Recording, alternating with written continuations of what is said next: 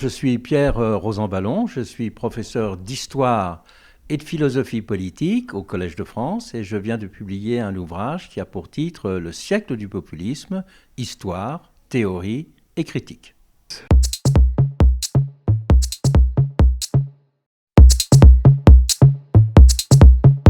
Le terme de populisme fait peur aujourd'hui parce qu'il a d'abord été illustré par un certain nombre de mouvements d'extrême droite. C'est le cas en Europe. Et il fait peur aussi parce que maintenant, il est associé à des gouvernements qui semblent à la fois des gouvernements qui ont été soumis à un contrôle électoral, mais des gouvernements qui se comportent de façon autoritaire ou des gouvernements qui, d'une certaine façon, rompent un peu le pacte démocratique et ne respectent plus l'état de droit.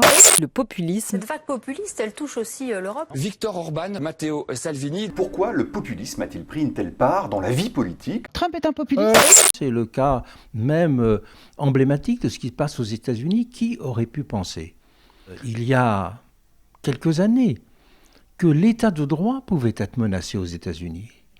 Les États-Unis apparaissaient comme le pays dans lequel l'état de droit était inamovible, l'état le plus démocratique du monde de ce point de vue-là. Ça n'est plus véritablement le cas. Donc, s'il y a une peur de populisme, c'est qu'elle n'est pas simplement fondée sur une histoire en Europe, qui est une histoire pour une large part, une histoire de mouvements et de partis d'extrême droite. C'est aussi parce que partout dans le monde, les régimes populistes maintenant, qui ont dépassé, je dirais, cette origine et qui maintenant s'implantent un peu partout, représentent des menaces, pourrait-on dire, sur l'état de droit, et des menaces d'autant plus fortes qu'elles se font au nom du peuple. Quand une société est menacée parce que c'est un dictateur ou un pouvoir autoritaire qui règne, eh bien, il y a la solution de dire, au fond, on supprime le dictateur et tout ira bien. Mais là, c'est au nom même de la démocratie que celle-ci est menacée et bafouée. Et c'est pour cela que le populisme est un grand problème qui est devant nous pour, je pense, des dizaines d'années. Ça va être la grande question du siècle.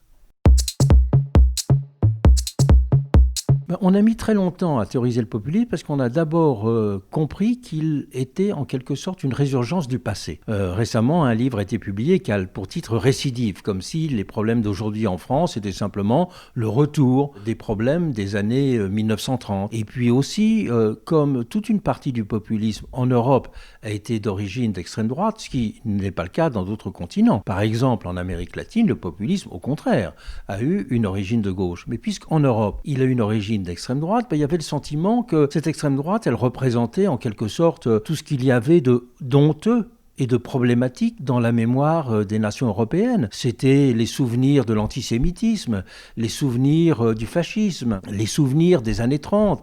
Pour la France, les souvenirs de l'OAS, de l'Algérie française. Donc, d'un certain point de vue, ce populisme, il rappelait les mauvais temps du passé. Il était une résurgence du passé. Alors que l'on voit maintenant que le populisme, il se présente comme une doctrine d'avenir. Mais cette doctrine d'avenir, ça n'était pas complètement perceptible. Parce que du point de vue électoral, c'est d'abord dans les urnes que s'est affirmé le populisme. Et il s'affirmait comment ? Il s'affirmait comme un dégagisme, comme un ras-le-bol, comme une colère. Et donc, ce qu'on a vu, c'est la colère, c'est l'envie de dégagisme, c'est la critique des immigrés, mais on n'a pas vu que derrière, il y avait véritablement un modèle qui se profilait.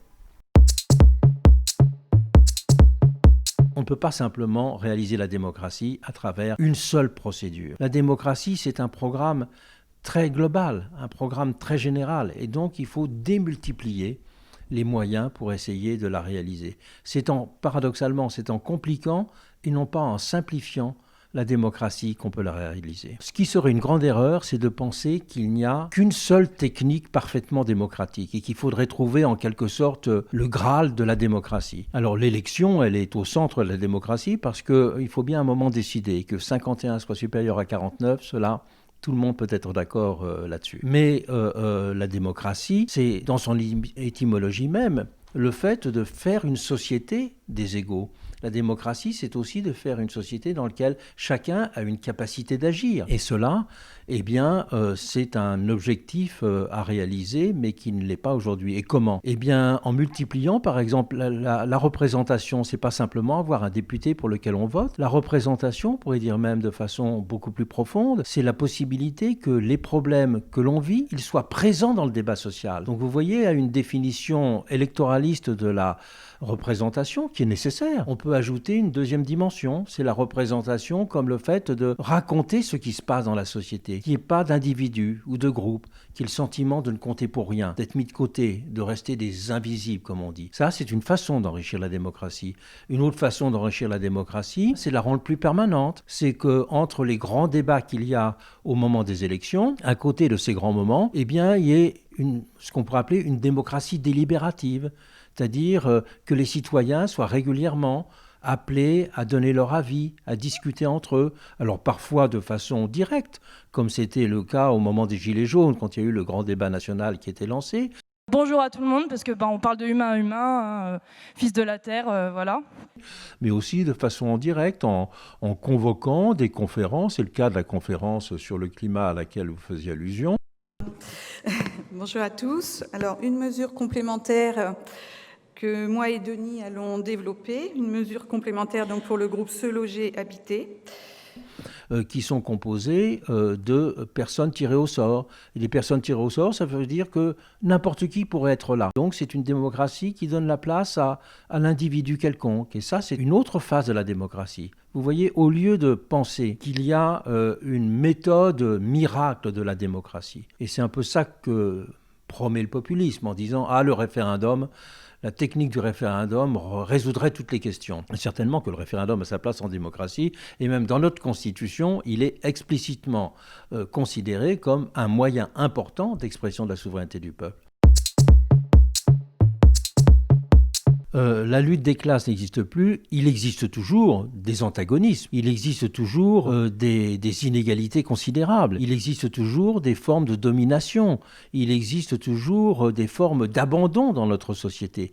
Donc il y a beaucoup de conflits et des vies qui sont des vies oubliées, des vies méprisées, des vies dominées. Mais la lutte des classes n'existe plus au sens où ça n'est plus simplement des grands blocs qui constitue la société. Le monde ouvrier, c'était à la fois un parti, un syndicat, des associations culturelles, toute une culture, pourrait-on dire. Et c'est cela qui s'est disloqué. Alors il y a toujours des situations de domination, il y a toujours des situations d'exploitation, il y a toujours beaucoup d'inégalités, mais ça ne forme plus simplement, je dirais, ça n'est plus simplement exprimé à travers le face-à-face de deux grands blocs sociaux. C'est beaucoup plus disséminé, pourrait-on dire, dans la société, mais la dimension de conflit reste évidemment extrêmement présente et dirimante dans nos sociétés.